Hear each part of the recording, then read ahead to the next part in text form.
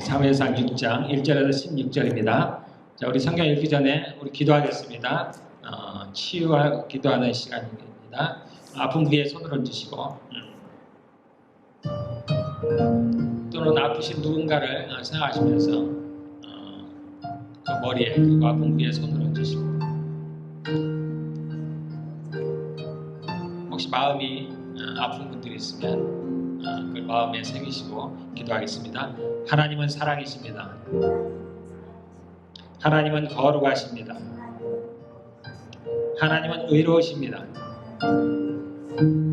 하나님은 승리자이십니다. 하나님은 치유자이십니다. 주님 감사합니다.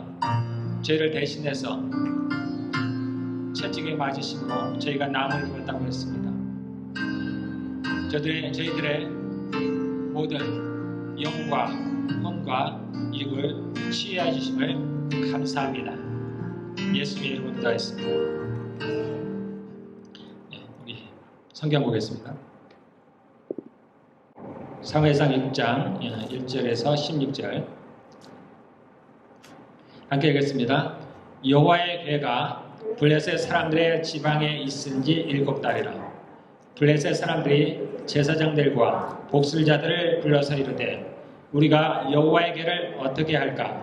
그것을 어떻게 그 있던 곳으로 보낼 것인지 우리에게 가르치라.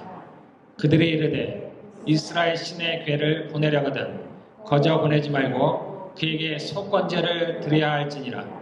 그리하면 병도 낫고 그의 손을 너희에게서 옮기지 아니하는 이유도 아니라 하니 그들이 이르되 무엇으로 그에게 드릴 속건제를 삼을까 하니 이르되 블레셋 사람의 방백의 소유대로 금 독종 5개와 금지 5마리라야 하리니 너희와 너희 통치자에게 내린 재앙이 같음이니라. 그러므로 너희는 너희의 독한 종기의 형상과 땅을 해롭게 하는 쥐의 형상을 만들어 이스라엘 신께 영광을 돌리라. 그가 혹 그의 손을 너희와 너희의 신들과 너희 땅에서 가볍게 하실까 하노라. 애굽인과 바로가 그들의 마음을 완악하게 한 것 같이 어찌하여 너희가 너희의 마음을 완악하게 하겠느냐. 그가 그들 중에서 재앙을 내린 후에 그들이 백성을 가게 함으로 백성이 떠나지 아니하였느냐.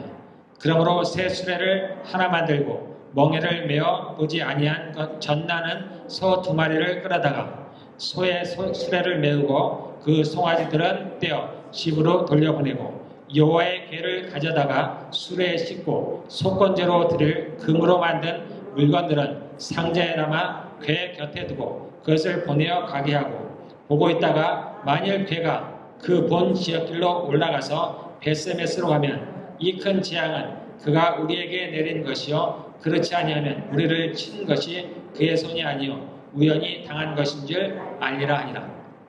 그 사람들이 그같이 하여 젖나는 소 2를 끌어다가 수레를 메우고 송아지들은 집에 가두고 여호와의 궤와 및 금쥐와 그들의 독종의 형상을 담은 상자를 수레 위에 실으니 암소가 벳세메스 길로 바로 행하여 대로로 가며 갈 때 울고 좌우로 치우치지 아니하였고 블레셋 방백들은 벳세메스 경계선까지 따라가니라.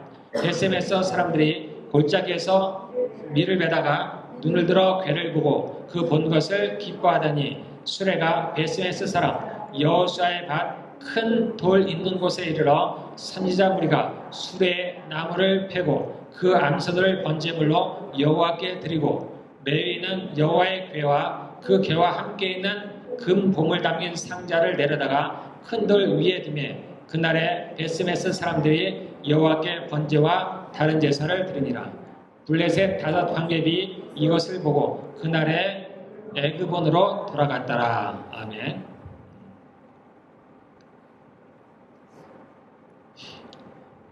오늘 말씀의 배경은 드디어 이제 사무엘이 등장하는 때입니다. 사무엘이 등장하기 전에 이제 전쟁이 있었어요. 그래서 이스라엘과 블레셋 가운데 전쟁이 있었습니다. 당시의 제사장은 엘리 제사장이었어요. 엘리 제사장이었고 엘리의 제사장의 아들이 2 아들인데 홈니와 비느하스라는 아들이 있었습니다. 이 비느하스는 옛날에 그 하나님의 칭찬을 받던 그 비느하스가 아니에요. 이름은 같지만 다른 사람입니다. 이 두 아들은 그 제사장임에도 불구하고 그 하나님의 제사를 멸시했던 자들이에요. 그래서 하나님의 미워하시는 자들이었습니다. 그런데 이 엘리 제사장은 자신의 두 아들이 그렇게 하나님 앞에 죄를 범하고 사람들 앞에 죄를 범했는데도 불구하고 그들을 가르치지 않았습니다. 그들을 막지 않았어요. 그래서 하나님께서는 다른 선지자를 보내서 이제 이들을 멸할 것이라고 예고하셨습니다. 그리고 이제 오늘은 이제 그 날이에요.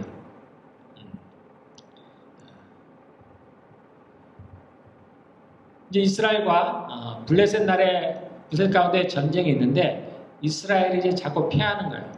그러니까 하나님의 법궤를 가져오면 그 당시 때는 이제 실로에 하나님의 법궤가 있었습니다.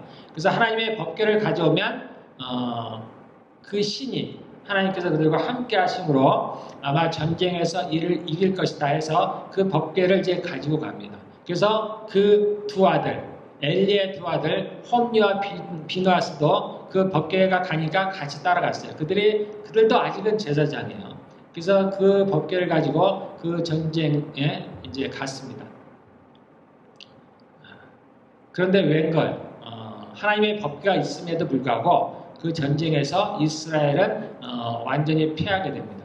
그리고 그 결과로 그 자리에서 그 아들 홈니와 비느하스 엘리의 두 아들이 죽게 돼요.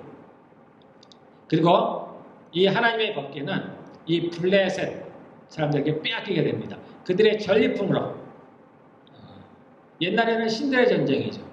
그러니까 이제 그 전리품으로 그 이스라엘 하나님의 법궤를 가지고 이제 갔습니다. 그리고 이 전쟁에서 패한 소식이 그 엘리 제사장에게 들렸어요. 그는 나이가 많았던 사람입니다. 그가 그 소식을 듣자마자 그의 고개가 꺾여져서 그 자리에서 죽음을 맞이했습니다. 그래서 한날에 그 하나님께서 말씀하신 대로 그 한날에 그 엘리와 두 아들이 이제 죽임을 당했습니다. 그리고 이제 이 블레셋에서 승리의 기념으로 그 하나님의 법궤를 가지고 갔어요. 그리고 그것을 자신의 신, 그들이 섬기는 신, 다곤신을 섬겼나 봅니다. 그 신당에다가 승리의 기념품으로 하나님의 법궤를 놓았어요. 지금 이제 그 장면입니다. 그랬는데 하나님의 법궤를 그들이 섬기는 우상의 신당에 놓았는데 그 다음날 보니까 그 우상의 신이죠. 우상을 이렇게 동상을 세워놨는데 그 목이 잘려나가는 거예요. 그래서 이 사람들이 보기에 이상하다. 그렇지만은 이유를 정확히 몰랐습니다. 그래서 그것을 다시 원상복귀했더니 그 다음 날에는 그 목이 잘려졌을 뿐만 아니라 손발이 잘려나가는 거예요. 그리고 그것뿐만이 아니라 이제 그 지역에 전염병이 돌기 시작했습니다. 그래서 많은 사람들이 죽임을 당했어요. 그러니까 이 블레셋은 5 도시가 있었어요. 그래서 한 도시에서 다른 도시로 가사라는 동네로 이제 그래서 옮기는 거예요. 그 하나님의 법궤를 그것으로 옮겼어요. 그 가사라는 동네로 옮겼더니 그 지역에 전염병이 돌기 시작했어요. 악성 종기가 나고 사람들이 죽기 시작했습니다. 그러니까 사람들도 조금은 이제 생각을 하는 거예요. 혹시 이 이스라엘의 이런 법궤, 그 신 때문이 아닌가? 그 신이 우리에게 이런 재앙을 가져오는 것이 아닌가? 그래서 두려워지기 시작했습니다. 두렵기는 하지만 확신을 할 수가 없었어요. 그러자 이제 그러면 우리 다른 도시로, 여기서는 지금 재앙이 나니까 자꾸 이것을 이제 사람들은 옮기라고 얘기를 하는 거예요. 그래서 다른 곳으로 이제 에그론이라는 도시로 다시 옮기려고 하는 겁니다. 그런데 그 에그론으로 옮기려고 하니까 그 에그론에 있는 사람들이 난리가 났어요. 이미 그러한 소문을 들었습니다. 다른 두 도시에서 그 하나님의 법궤가 이스라엘 신의 법궤가 있는 동안에 그들에게 재앙이 나타났다는 것을 소문을 들었습니다. 그런데 그 신의 법궤를 자기들이 살고 있는 그 도시를 가져온다고 하니까 난리가 났어요. 절대로 이곳에 두지 못할 것이다 라고서 이제 그들이 반항을 하기 시작했습니다. 이쯤 되니까 이제 그들도 이제 생각하기 시작했습니다. 그래서 그 블라셋의 5방백이 모였어요. 그래서 어떻게 하면 이를 우리가 어떻게 잘 처리할까? 다시 그 법궤를 이스라엘 지역에 돌려보내야 되겠다. 원래 있는 곳에. 왜냐하면 이곳에 놔두면 계속 놔두는 곳 지역에 재앙이 일어나니까 이곳에 원래 있는 곳으로 돌려보내야 되겠다라는 이제 생각을 했습니다. 그렇지만 이제 이 신이 두려움은 그러니까 마음대로 돌려보낼 수가 없는 거예요. 그래서 이 돌려보내는 것도 제대로 돌려보내야지 그냥 돌려보낼 수가 없어서 이제 자신들이 아는 바대로 이렇게 그 복술자들 그런 사람들을 불렀습니다. 그래서 어떻게 하면은 말하자면 신의 진노를 받지 않고 잘 원래 있는 곳으로 돌려보낼까 이제 의논을 했습니다. 그러니까 이 사람들이 이제 복술자들이 얘기하기를 그 5방백을 대신해서 그 종양이 났으니까 종양의 모양을 본뜬 금으로 모양을 만들고 또 쥐의 형상으로 그러한 금으로 쥐의 형상을 만들어서 각각 5개씩 그것을 만들고 또 그 신 앞에 여기 보면 속건제를 드린다 그러죠. 4절에 보면 속건제를 드리는 거예요. 속건제라는 건 뭐냐면은 이스라엘의 제사가 5가지가 있습니다. 그 중에 속건제와 속죄제라는 것이 있는데 이것은 뭐냐면 죄를 사하는 죄. 그래서 이들이 이제 이스라엘의 신의 죄를 지었기 때문에 그래서 이러한 재앙들이 온다고 생각하기 때문에 속건제를 드리는 거예요. 그래서 속건제를 드리고 이제 금으로 그 종양의 모양과 쥐의 형상을 따라서 5개씩을 각각을 만들어서 이제 상자에 넣습니다. 그리고 이제 이것을 돌려보내는데 어떻게 돌려보낼까? 연구를 하는 거예요. 지금의 상황들을 보니까 이 이스라엘의 신 때문에 그분을 노엽게 해서 이러한 재앙들이 온다는 걸 자기들은 알았는데 그런데 확신을 할 수가 없는 거야. 100% 확신이 안 되는 거야. 정말 그런지 이거 정말 우연하게 일어났는지를 알 수가 없었어요. 그래서 이들이 시험을 해보자. 그래서 이제 소 2마리, 암소 2마리 그것도 이제 젖을 낳는 아직 새끼가 있어서 젖을 먹이는 암소 2마리를 데려왔습니다. 그리고 그를 술에 맸어요. 그리고 이제 어디로 갈 줄도 모르죠. 이 소도 어디로 갈 줄도 몰라요. 그리고 자기의 새끼들이 있어요. 그래서 보통이라면 이 소가 가지 않는 겁니다. 그리고 갈 방향도 알지 못하고. 그런데 만약에 이러한 재앙들, 지금까지 일어난 모든 것들이 정말로 이스라엘 신에 의해서 발생한 일이라면은 그가 이 소를 몰아서 그 원래 있는 곳으로 데려가서 가져갈 것이다라는 생각을 하고서 그 사람들이 지켜보는 거예요. 그래서 새 수레를 만들고 그 다음에 거기에 전나는 2 암소를 수레를 끌게 하고 그 위에다 하나님의 법궤를 싣고 그 다음에 그들이 이제 제물로 만든 그 쥐의 형상과 종양 5개를 금으로 만든 걸 상자에 넣고 그것을 어떻게 하나 봤습니다. 그랬더니 이 소가 가는 거예요. 한 번 울더니 정말 뒤도 돌아보지 않고 좌우도 살피지 않고 쏜살 같이 그 원래 지역 베세메스라는 이스라엘 땅으로 달려가는 거예요. 그래서 이제 그 이스라엘 방백들이 혹시라도 이 소가 다른 길로 갈까? 그래서 그들은 먼발치에서 따라가는 겁니다. 이게 정말 이스라엘 땅으로 원래 가는 대로 가는가? 아니면 조금 가다가 새길로 빠지는가? 그런데 보니까 정말 이스라엘 베세메스라는 동네 정확히 갔습니다. 자, 오늘은 이제 그 내용이에요.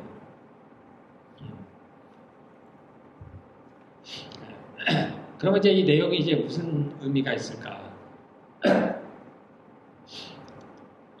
우리가 이제 얼핏 생각하기에 그렇잖아요. 하나님께 제물을 드리는데 왜 종양의 형상을 만들고 쥐의 형상을 만들고 물론 그들은 이제 하나님을 모르니까 자기들이 생각하는 그러한 모양을 만들어서 이제 제물로 드리는데 저는 이 구절을 읽을 때 항상 이게 의문이었어요.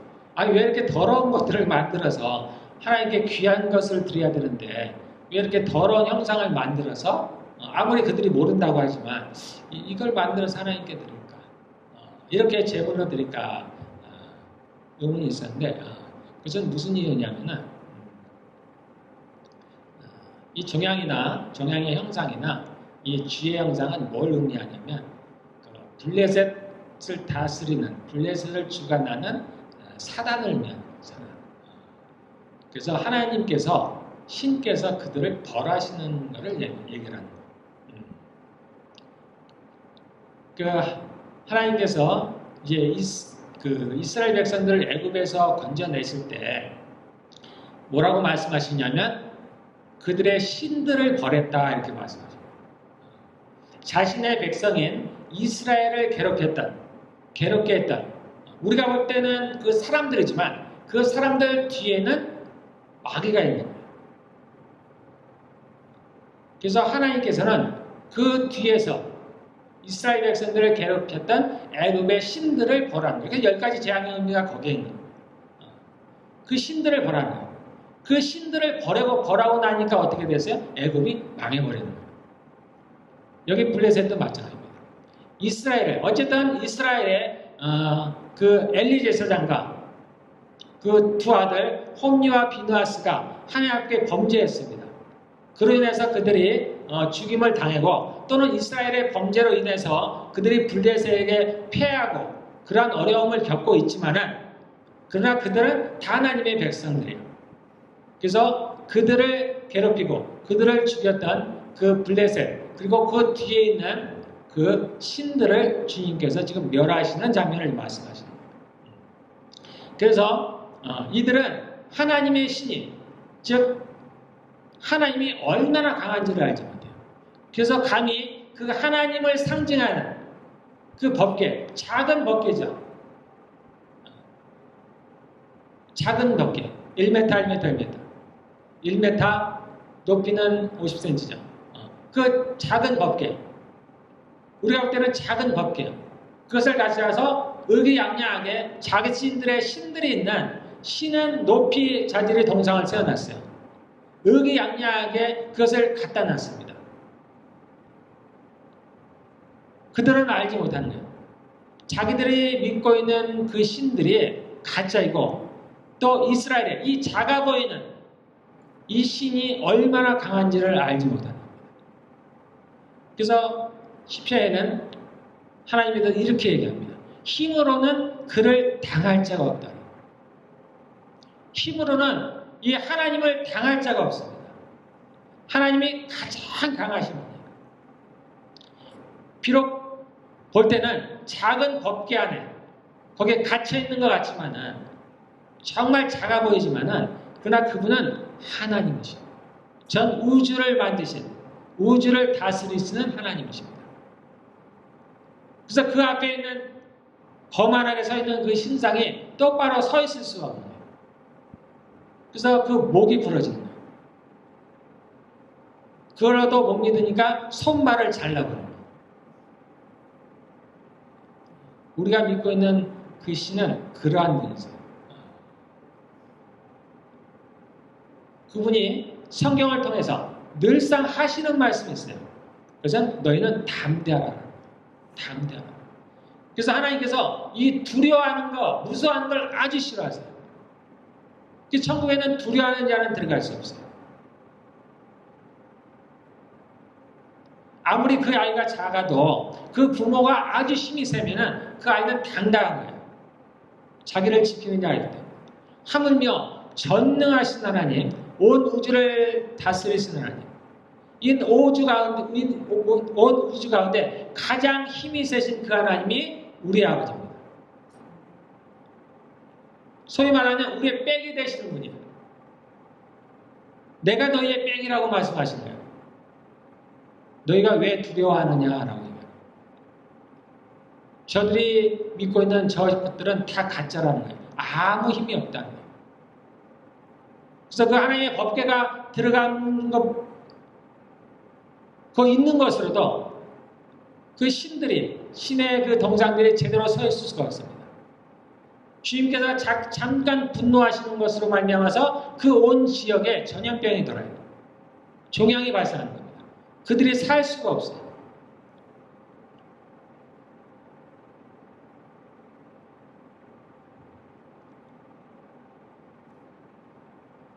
그분이 그렇게 전능하시면서도 그렇게 힘이 강하시면서도 그렇게 약한 모습으로 계시는 건 이유가 있습니다. 예수님은 우리가 아는 대로 하나님이시죠. 그가 하늘과 땅의 모든 권세를 가졌습니다. 그분은 왕이에요. 온 우주의 왕입니다. 그럼에도 불구하고 그가 아주 낮은 모습으로 오셨습니다. 그리고 사람들에게 채찍에 맞고 침뱉음을 당하고 징계를 받습니다. 뺨을 맞고 그 하나님께서 그 크신 하나님께서 사람들에게 뺨을 맞았습니다. 그런데 그분이 아무 말씀 안 하셨어요. 마치 도장장에 끌려가는 양처럼 그 하나님께서 아무 말씀을 안 하셨어요. 그리고 그 모든 모욕과 고통을 그대로 감수하셨어요. 그 이유는 한 가지죠. 그분이 우리를 살리시기 위함입니다. 그분이 우리를 진짜로 사랑하셔서 우리를 살리기 위함. 여러분들도 이미 이제 그렇게 하나님의 음성을 듣는 분들이 계신지는 모르겠습니다. 주께서 말씀하시는 것을 여러분이 혹시라도 들을 기회가 있다면 낯설지 않다. 엄청난 것 같은데 엄청난 무슨 특별한 걸 얘기하든가 또는 엄청난 그런 목소리를 바란다든가. 예전에는 그랬죠. 하나님께서 우리 이제 사람들에게 처음으로 말씀하시는 때 시내산에서 말씀하시는 때가 있었습니다. 사람들을 앞에 놓고 하나님이 직접 육성으로 말씀하신 때가 있어요. 그때 사람들은 들을 수가 없었어요. 두려워서. 그 하나님의 목소리를 들을 수가 없었습니다. 너무나 무섭기 때문에. 원래 하나님은 그런 분이신데 우리에게 말씀하실 때는 그렇죠. 내가 평소에 정말 많이 들어본 것처럼 나와 가까운 누군가가 내게 얘기하듯이 그렇게 말씀하셔요. 하나님은 정말 살아계십니다. 그리고 그분이 우리를 사랑하십니다. 우리가 이제 천국에 가면은 여러분들이 놀랄 것 중에 하나가 있어요. 그게 뭐냐면 그분이 낯설지 않다는 거예요. 왠지 친숙하다는 거예요. 세상에서 말하는 신은 어마어마하죠. 사람이 근접할 수 없어요. 범접할 수 없습니다. 근데 하나님은 그렇지 않아요. 그분은 진짜 신임에도 불구하고 아주 친근하십니다. 그분이 우리를 사랑하십니다. 그분이 우리를 살리시기 위해서 이 땅에 오셨고 그 고통을 당하셨다는 겁니다. 여기 보면 소가 나옵니다. 암소 2마리가 나와요. 오늘 주님께서 우리에게 하시고자 하신 말씀은 이 얘기입니다. 소에 대한 얘기예요.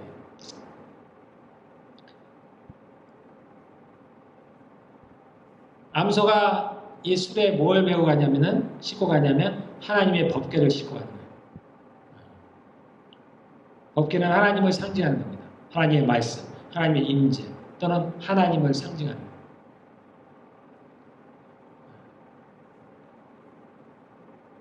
근데 소가 자기의 새끼들, 젖을 물려야 하는 새끼를 돌아오지 아니하고 하나님의 법궤를 수레에 싣고 달려갑니다. 달려가는데 좌우를 돌아보지 않아요. 그 한 길, 그것만을 향해서 갑니다. 자기가 알지 못하는 길을 가는 거예요. 그 소는 한 번도 그 길을 가본 적이 없어요. 처음 수레를 맸습니다. 익숙하지 않습니다. 편하지가 않아요. 그럼에도 불구하고 그가 좌우로 치우치지 않고 오직 한 길만을 갑니다. 주님께서 인도하시는 대로 따라가라.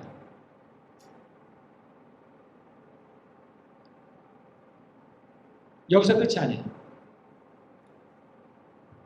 그 소가 그 베세메스에 도착했을 때 소가 끌고 온 수레를 장작 삼아서 그리고 시가에 달려온 이 소를 제물을 잡아요.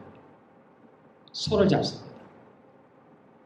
그래서 소가 제물이 돼서 하나님께 제물로 드려집니다.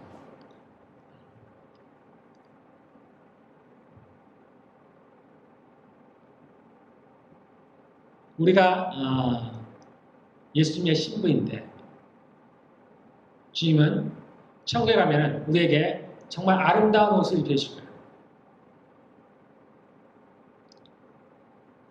그런데 이 땅에서는 주님은 우리에게 예쁜 옷을 입히지 않습니다. 주님은 우리에게 갑옷을 입기를 원하십니다. 주님이 저희를 처음 부르셨을 때 너가 내 종이 되겠느냐라고 말씀하실 때 그 의미가 그거였습니다. 너가 나의 아들이지만 그리고 너가 나의 신부이지만 이 땅에 사는 동안에 너가 내 종이 되지 않겠느냐. 비록 이것은 비단 저에게만 하시는 말씀은 아니에요. 주님은 모든 신부들이 그렇게 갑옷을 입기를 원합니다. 그래서 나와 함께 가자. 아름다운 동산으로 가는 게 아니에요. 전쟁터로 가자는 얘기예요. 나와 함께 싸우러 가자. 그래서 한 사람이라도 구원하자.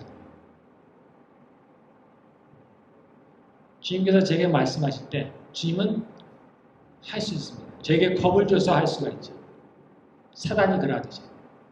저에게 두려운 것들을 보이시고 저를 강제로 무언가를 시킬 수가 있죠. 지금도 마찬가지입니다. 그분은 우리에게 강제로 할 수가 있어요. 힘으로는 그를 당할 수가 없습니다. 우리는 그분에 비하면 먼지와도 같은 거예요. 그런데 주님께서는 그것을 원치 않으세요. 그분은 그러한 분이 아닙니다. 그분은 사랑이세요. 그분이 사랑이에요. 우리와 함께 그 길을 가기를 원하시는데 함께 전쟁터를 가기를 원하시는데 우리가 기꺼이 가기를 원합니다. 그 하나님을 사랑함으로 가기를 원해요. 그분이 우리를 사랑함으로 자신의 생명을 우리에게 주셨듯이 우리가 그분을 사랑함으로 우리의 생명을 그분에게 주기를 원하십니다.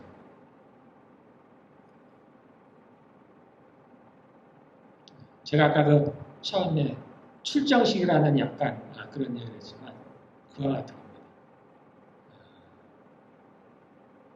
주님이 우리에게 원하십니다. 너가 나와 함께 가지 않겠니? 이 땅에 사는 동안 우리에게는 뭐 은퇴라는 것이 없습니다. 노라는 게 없어요. 우리는 죽는 그 순간까지 주님과 함께 그 길을 가는 거예요. 그랬을 때 주님께서는 아름다운 금멸관을 예비해 놓으셨다. 아름다운 옷을 우리를 위해서 예비해 놓으셨다는 겁니다. 여러분들 그 하나님을 믿는 거예요. 그리고 주님은 강제로 뭔가를 하시는 분이 아니에요. 저에게도 그랬듯이 여러분들에게도 마찬가지입니다. 강제로 무엇을 하기를 원하시는 분. 그분이 원하는 바가 아니에요.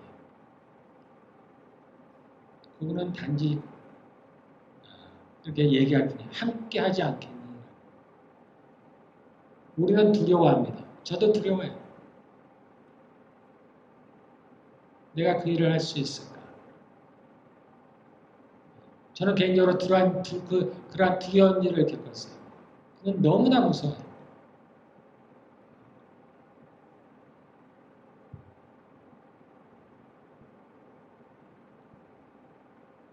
제가 기도할 때마다 주님께서 제게 항상 하시는 말씀이 그거였습니다. 너는 두려워 말라. 두려워 말라.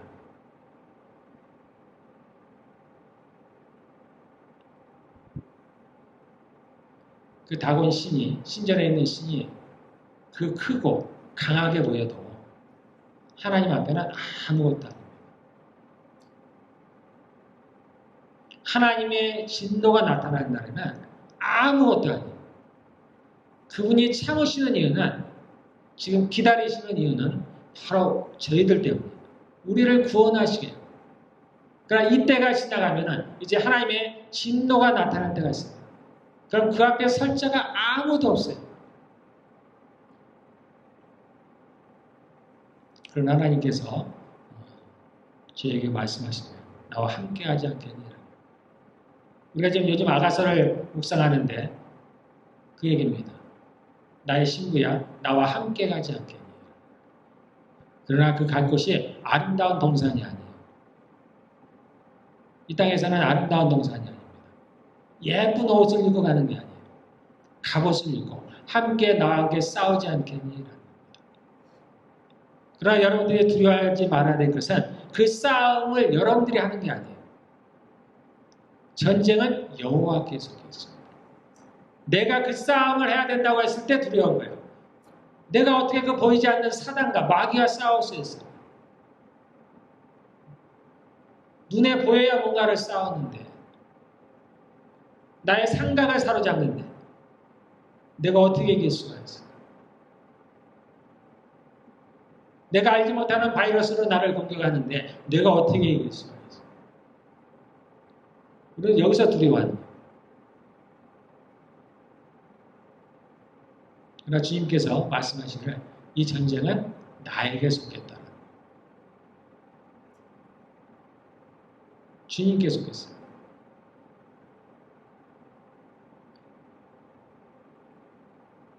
우리는 주님이 우리에게 하라는 일만 하면 되는 거예요. 우리가 손을 들고 소리를 크게 외치며 거창하게 주님을 찬양하고 주의 이름을 불러야 그분이 일하시는 게 아닙니다. 우리가 골방에서 기도할 때 그분이 일하시는 거예요. 우리가 하는 일은 아주 작아요. 때로는 우리가 정말로 실망할 정도로 우리가 하는 일은 작게 보여집니다. 그때 하나님이 일하세요. 반대로 우리가 나타나고 우리가 뭔가 일을 하는 것 같고 우리의 힘과 능력으로 뭔가를 지혜를 하는 것처럼 할 때 그때 주님은 뒤에 빠지시는 거예요. 그때 오히려 주님은 일을 못하십니다. 아무것도 아닌 것 같을 때 우리가 누군가에게 작은 마음을 쏟을 때 하나님의 일이 거창한 거 아닙니다. 때로는 우리가 그렇게 할 때가 있어요. 정말 사단을 위해서 사단을 향해서 싸울 때가 있고 부르짖을 때가 있고 그럴 때도 있습니다. 그러나 보통은 그렇지만 골방에서 드리는 기도가 힘을 발휘하는 거예요. 그 기도를 통해서 그분이 일하십니다. 그분이 한번 떨치고 일어나시면 난리가 나는 겁니다.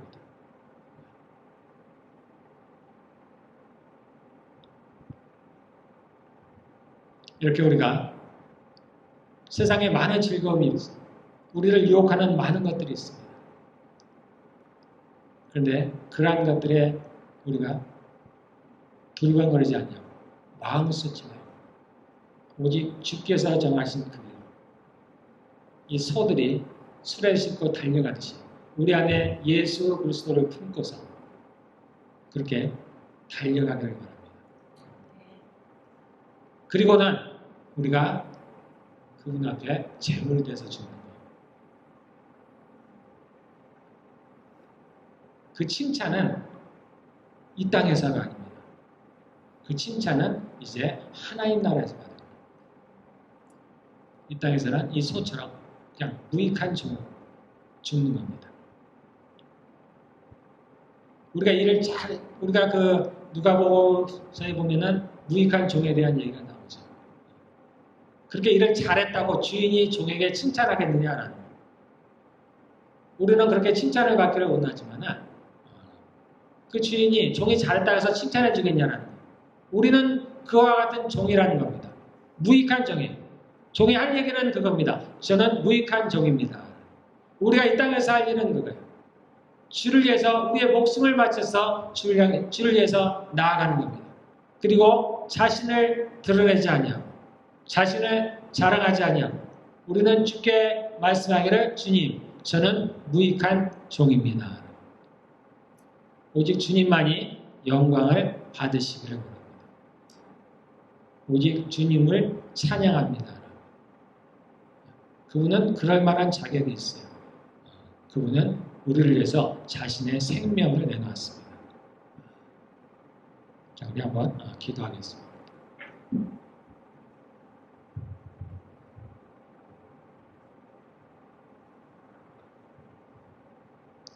자, 저를 통해서 주님이 각자에게 저에게 물어보셨다. 물으시는 겁니다. 오늘 나와 함께 가지 않겠니? 너를 나에게 주지 않겠니?